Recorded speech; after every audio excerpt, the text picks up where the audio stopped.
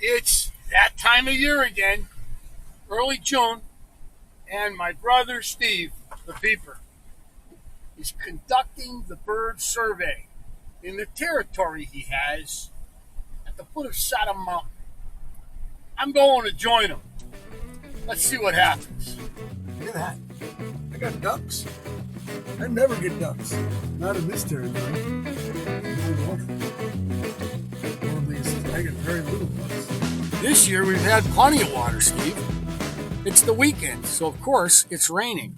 And it's going to dump the 3 inches of rain on sodden ground. A couple of puddle ducks, as they call them. Yeah. Mallards.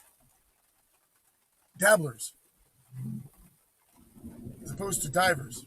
Dabblers or divers? Divers, diving ducks that go underwater and catch fish, and there's dabblers, which is killed.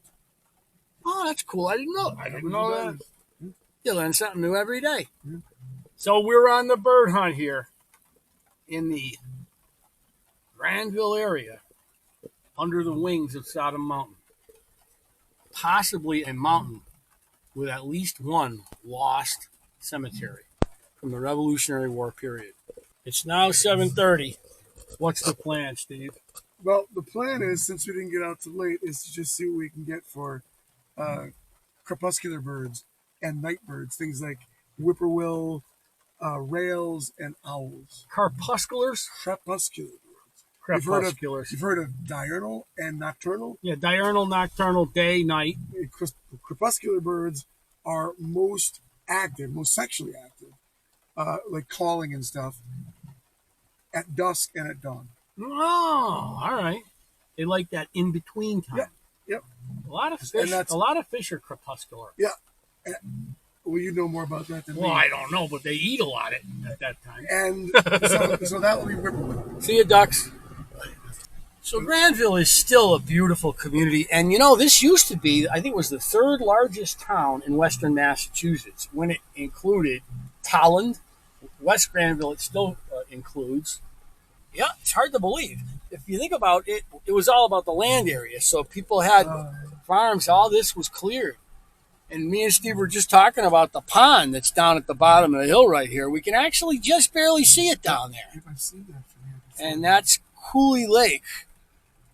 Named now in Granville, the families of note, the founding families are the Noble and Cooley families, who have a drum factory. If you look, you can see a cut in the mountains over there, and that's where Water Street goes up. And they had a drum factory, they still do, and it flourished until NAFTA, when 150 people who worked there, can you believe it, all lost their jobs to Mexican toy drum manufacturers, right? They all lost their jobs, and these are people that were middle-class people all over our area. And it was a little hole-in-the-wall drum factory, so industry here too. But the family goes way back to the 18th century when the two families settled up here. The Cooleys were also, and probably the Nobles too, down in Granby, Connecticut. Check this stuff out for turkeys. Yeah, you never know if you're going to see some turkeys, especially on a night like today. A little precip brings them out. I'm sure we'll see turkeys if we drive around the meadowlands here.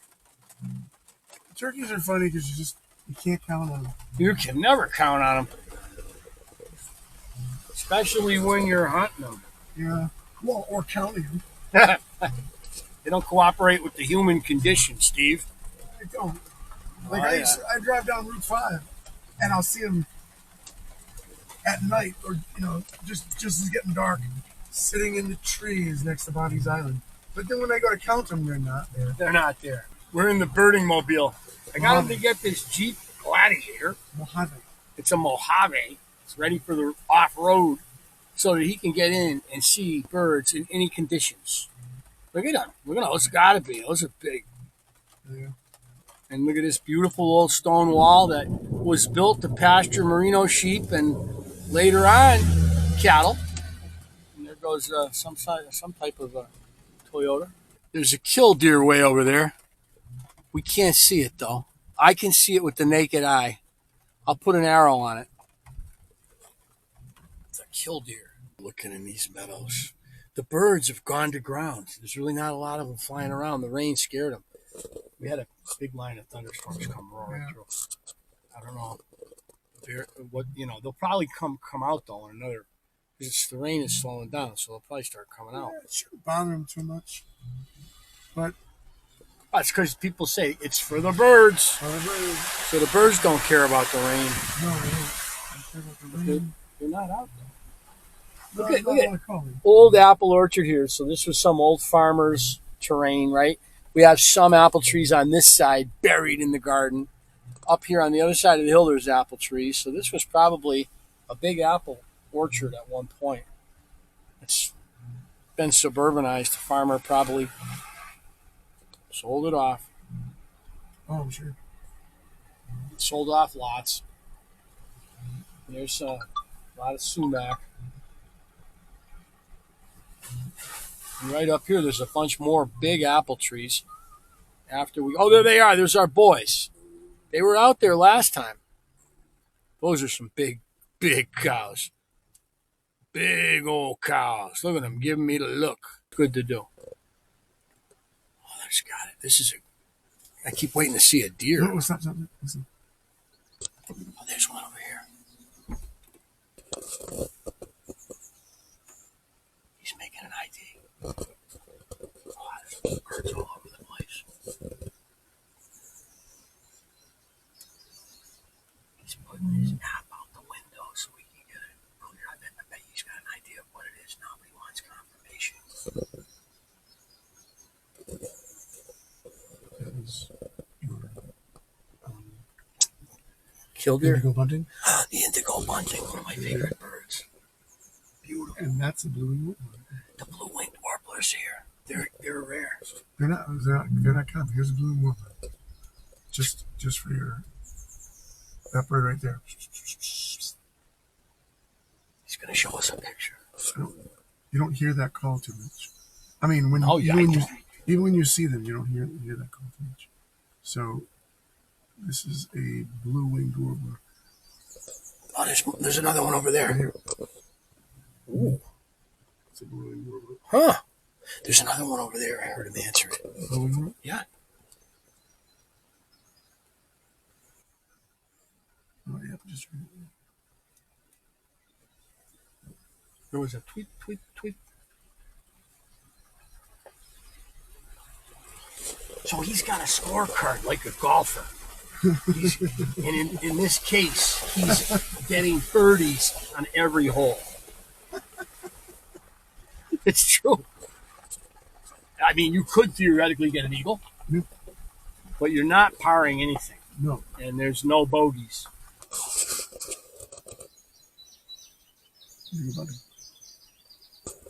Are those treetop birds? They can be, but they're calling. So what they're doing is just trying to get them a spot that can, they can make their voice as big as possible. Told me what I should have known, because I knew this about fish. But there's fish that live high in the water column, in the middle water column, and there's fish that like to live on the bottom, like catfish and bullhead are down at the bottom, and trout like the top of the water column as long as it's cool.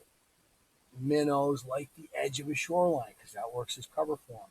Bass can suspend or they can be in cover on the shoreline. Well, birds are the same way. Some of them are up in the very tops of trees, some are in the middle, and some are down on the ground. Some are on the branches, some are towards the trunk. Oh, wow. Some are in bushes next to the trees and not in the trees. Some are next to like rivers or ponds next to the trees. It's all about the micro. It's all about the niche. Yes, and so micro habitats. So you look at an area, and you might have habitat for dozens of species of birds, but they're all not in the same place.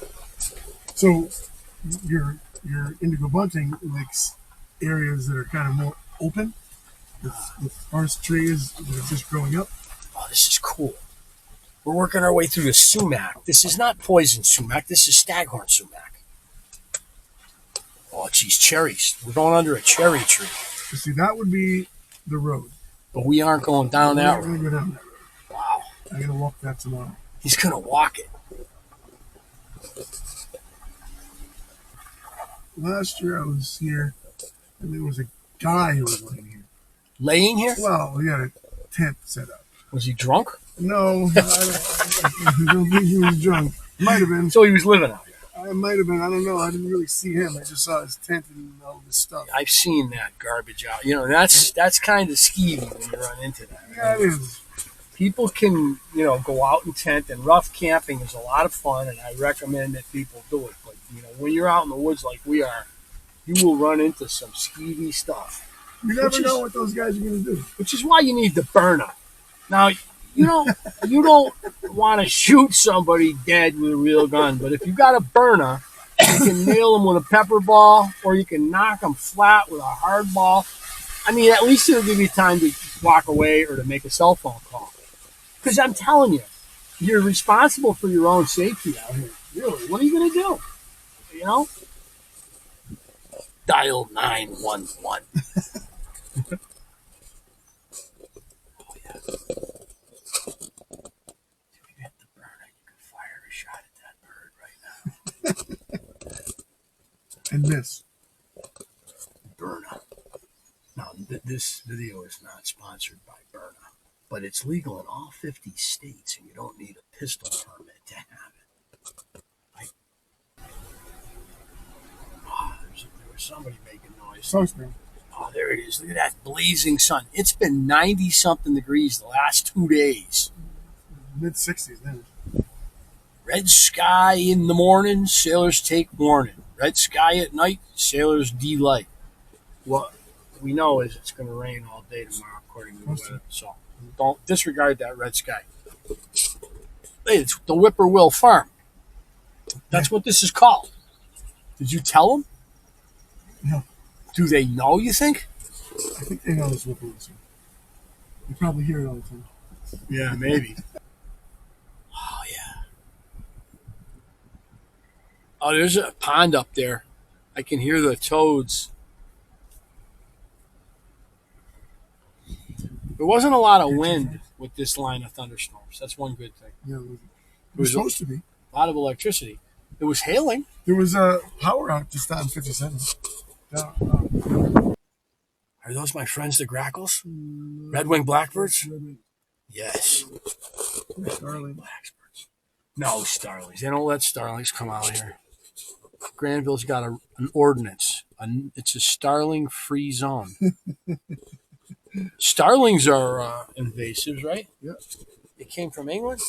They were brought here by a Shakespeare freak. A Shakespeare freak. Guy who wanted to have all of the birds that Shakespeare ever wrote about living in the United States. And so he brought them over 3 different occasions. No, he didn't bring ravens. They were here already, right? Different ravens, yeah. But different species. Guy had to be an English teacher. He brought over other stuff, but they didn't survive. What are you talking about? What? What do you mean? What other stuff?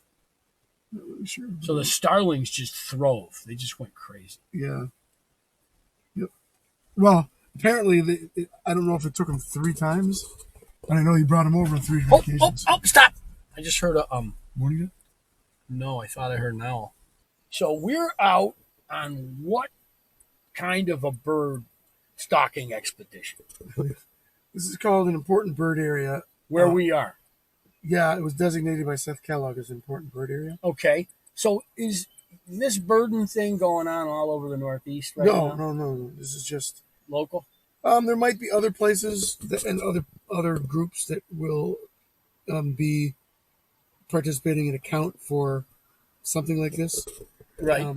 In a equally designated important bird nesting area. Right. So that's what this is. And so I've got a list here of everybody's doing. Yeah. 14 birders are out stomping the bushes tonight and tomorrow to do a count. Do you guys collect the data and look through last year's data? We do the Little River, it's called the Little River Important Bird Area, and it all gets compiled, and we can look at past years if we want to. It's not a problem. So, I can look at all. I mean, that's why you would do it. Yeah, because to compare what's going on. Right. And you'll see differences in bird species based especially on habitat. Yeah. New housing developments, stuff like that. Yeah, but when they take and they mow down the power line stuff, Oh, right. and then they let it grow back up. You'll get different birds, that kind of thing. Yes, microhabitats. Right. Because So, when they mow it down, it's a field.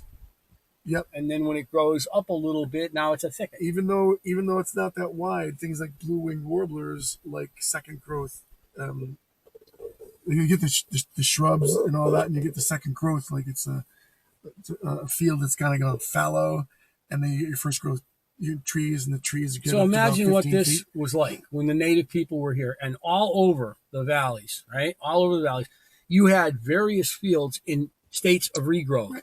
You had grassy fields, you had second year, third year, fourth year, full on thickets all over the. And then you got the fire that they're using to keep the undergrowth down.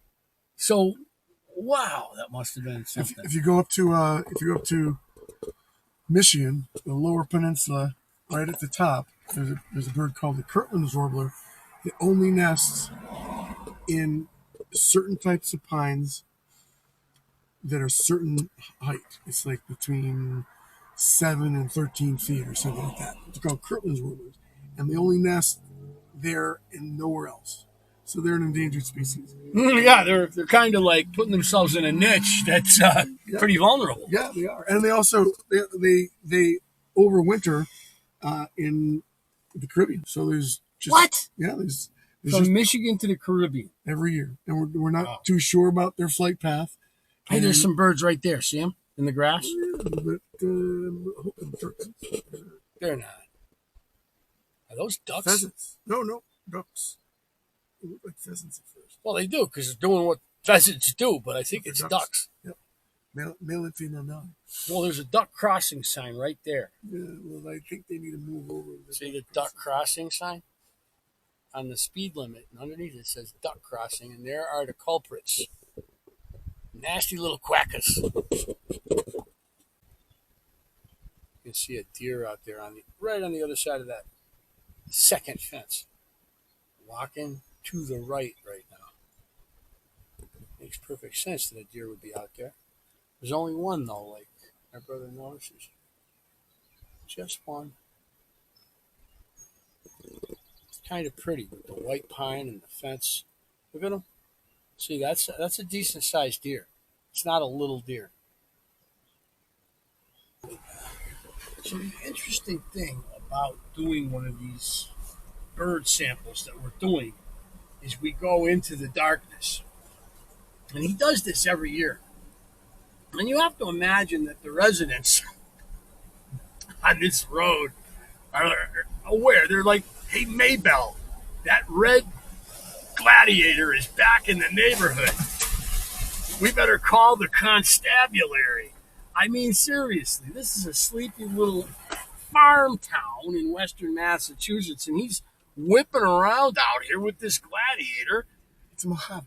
Oh, well, it's a gladiator Mojave, and he's just not a care in the world. What he doesn't do is turn around in driveways, though. I noticed that. He's probably been warned off by blasts of occasional shotguns and sprays of lead pellets. Maybell, give me the gun. That red gladiator's in the driveway again. So we've made a whippoorwill sighting. Well, I guess you would call it hearing, because those things make noise. So we're going back to see if we can find them again. We got 5 so far. 5 of them. 5 of these whippoorwills. So we can hear that whippoorwill whippoorwilling. You can hear how he got his name. They like fields? Where's about their habitat? I've never. This is the only place I've ever seen them.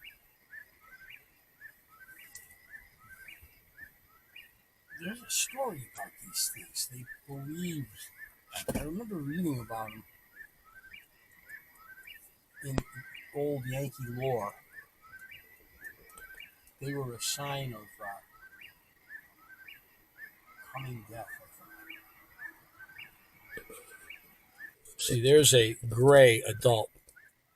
They're fuzzy. They're hairy looking. They're considered they're in the what's called goat sucker family. Yeah, the goat sucker.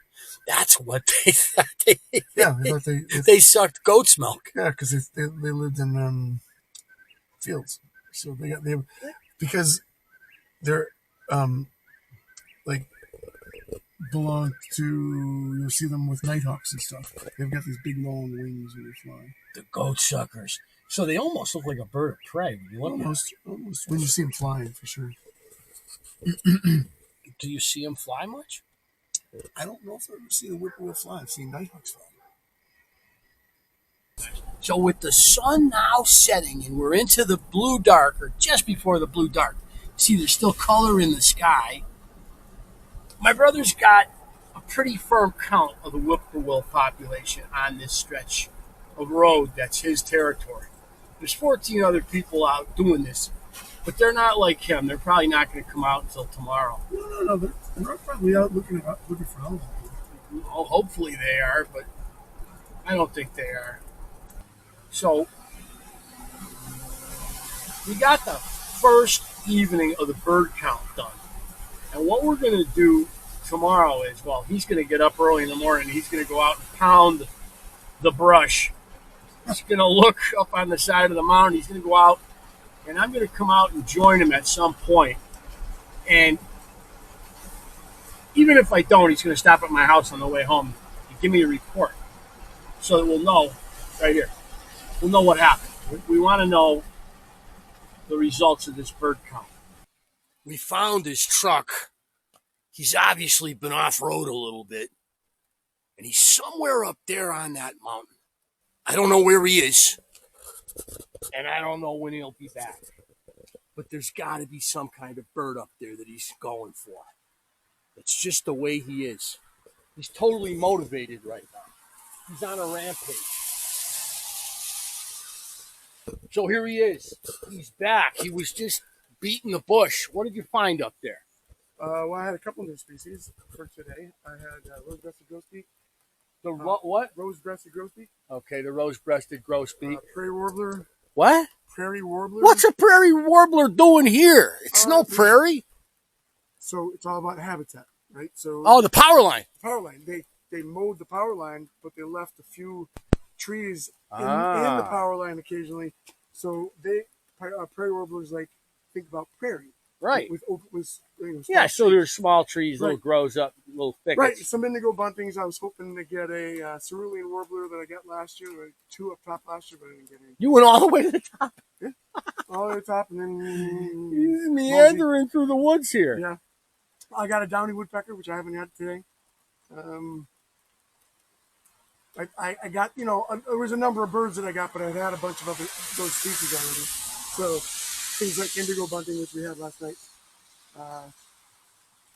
wood thrush, red-eyed vireo. The red-eyed vireo makes an appearance again. Ovenbird. What did you think you'd get? Ovenbird? Yeah. I didn't know such a thing existed. They're kind of warbler, but they make this oven-like nest, like a Dutch oven, on the ground, and you never see them because they're so well camouflaged.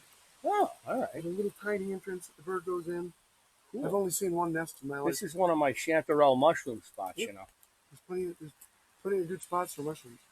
Yeah, they tend to be in the river valley here. I might have heard a winter wren, but it was too far and there was too much rain coming down, so I didn't walk out. All right. Well, what's the plan now? You done, or you? No, I'm trying to go down into the fields, down towards Connecticut. Binoculars to scout out the birds. We got some on the wire. He's very meticulous. We got some swallows up there on the top. Barn swallows, and then it looks like we've got.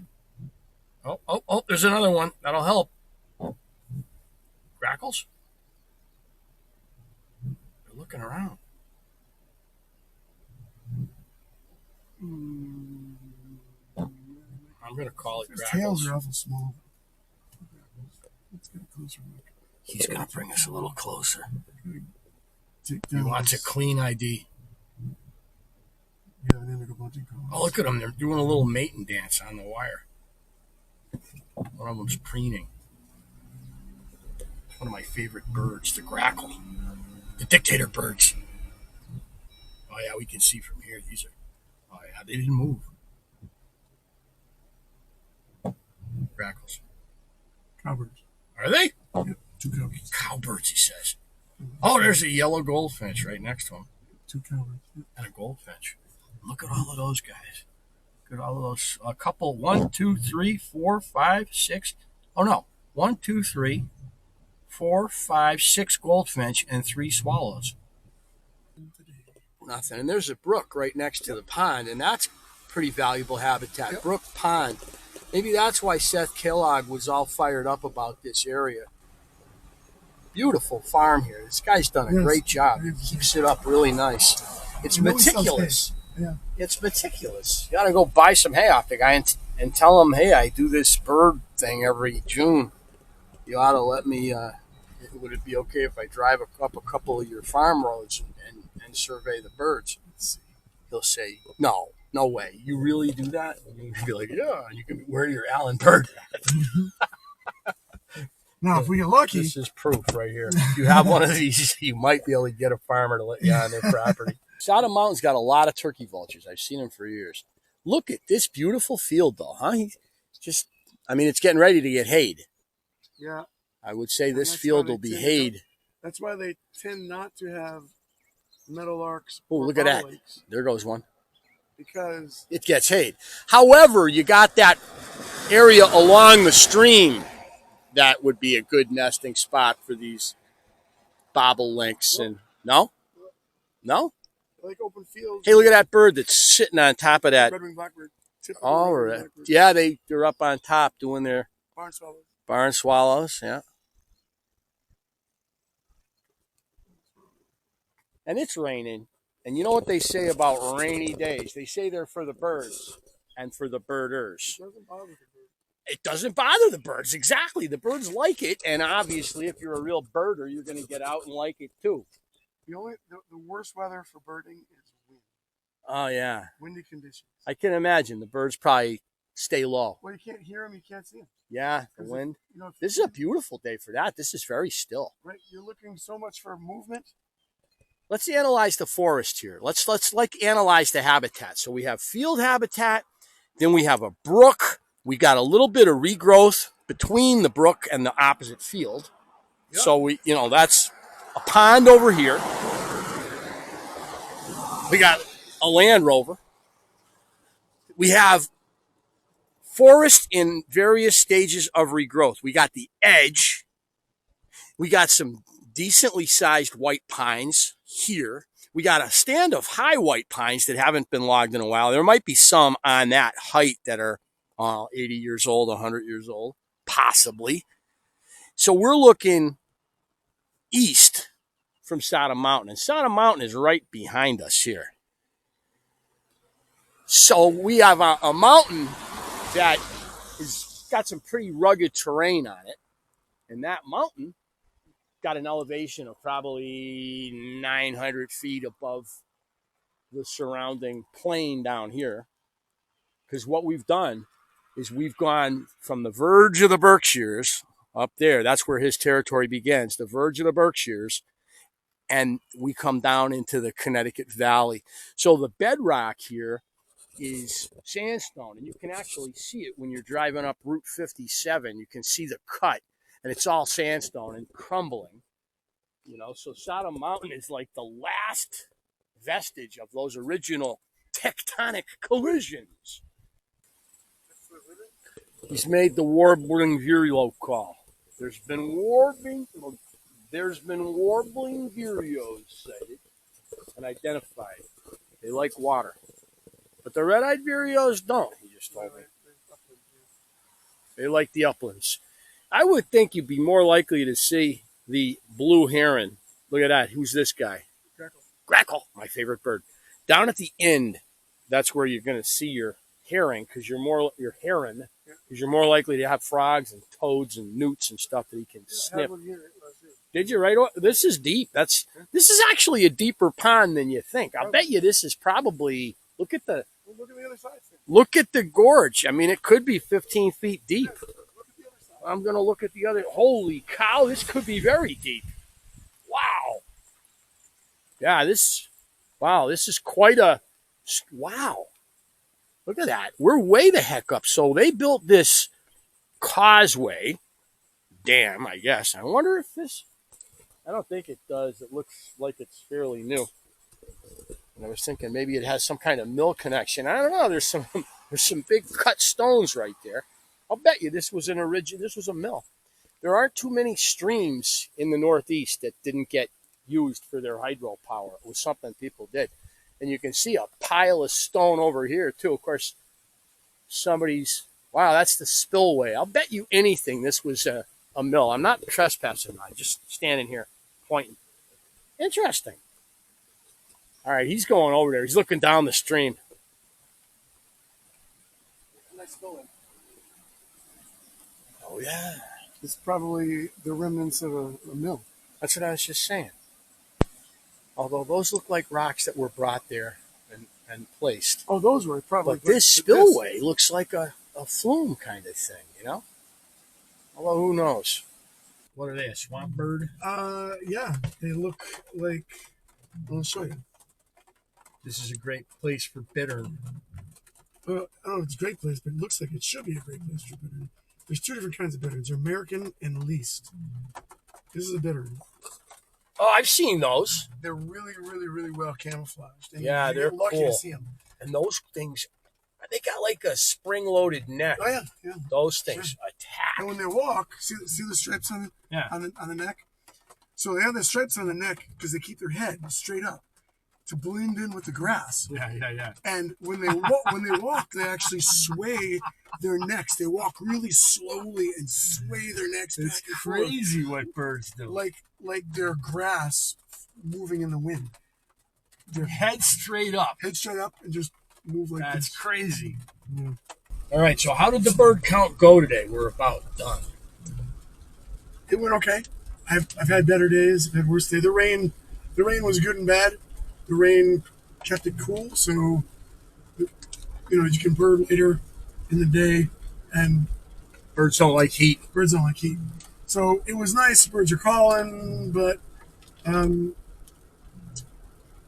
right, it's hard to bird when it's really, really pouring, and that's why we're stopping. Yeah, it's for the birds. Yeah, and then last night, it would have been nice to get some owling in and stuff, but I was just way too tired, so I didn't get any owling. It's been a long year in the high school. It has. So, give us the bird count. What do you got? What are some surprises? What are some...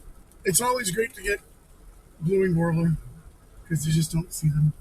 So you got the blue-winged warbler. No cerulean this year. But I got them last year. That was the first time I got them. How about the juncos? We found the juncos last year. No juncos. We found a bunch of them last year, remember? Over the stream? Yeah, there was some juncos last year, but they're not... They nest on side of the mountain. Just sometimes you get them, sometimes you don't. Yeah, we didn't get them. First mockingbird, that was great. Mockingbird, big one. Five whippoorwills, that was great. Yeah, we got to hear one whippoorwill that stole the show. Yep. I'd have to stop and go through my numbers and look at things. He's going to send us the numbers, and we're going to get the bird count from all 14 birders that are banging around this area. Because it was foggy and rainy, there was no hawks really to be seen. I had one Cooper's hawk. They're a bird killer. Yep. So we'll get the full bird count from all the 14. He's going to send me the information. A lot of sapsuckers. It was a very good sapsucker year? Yeah, I had 5 or 6 sapsuckers. And they don't see the sapsuckers down in the valley where I am. They nest in the Berkshires and in the foothills. Well, they are loving EABs. They're loving the emerald ash borers. They're loving all kinds of things. Those woodpeckers are just ripping the bark off the ashes right now. Just not them probably, but yeah. And I had 2 turkeys, which I don't get a lot of. You know what's funny is this area is full of turkeys. I mean, we see turkeys here all the time, but he's here after they've nested and they got their poults and they're hanging out with the poults, and the jakes are scampering around. They're kind of broken up, the jakes are. They're not all together right now. In another couple of weeks, they'll start coming together. But that's why you have counts in the winter, and that's why you have. So this is a nesting count. Ooh. This is why you have winter counts for what's here in the winter, and that's why you have counts for migratory counts to see what's coming through all the time. So you're going to do another count in here? That'll be a winter count or no? I've done winter counts. Don't. My winter territory is Westfield and a little part of Southwick. Okay, you're good after this car. Are there like brawls over? Oh, remember you told me you lost the territory because some turd stole it from you? It wasn't. No one stole it from me. It was the person who ran the count. Oh, the gave it to head dog of the count gave it to somebody else. Which is usually nepotism. I don't know. But favoritism. Usually you don't see that. Politics in birding. It's everywhere. You don't usually see it. Usually if it's your territory, it's your territory. And except for you. You got smoked. I did. You didn't get all temper tantrumed on the guy. They just throw him in like a standing guillotine. He's a wrestling coach. A birder brawl. That would be awesome. We had another good time birding this year. I actually did the second day. I said, I gotta get out and check it out. Yeah, well, next year we'll come up the mountain and you'll see a bunch of stuff. Yeah. If it's not raining, It's not raining. I'll go rolling around with you. All right. Signing out. I'll send you the number. Yes.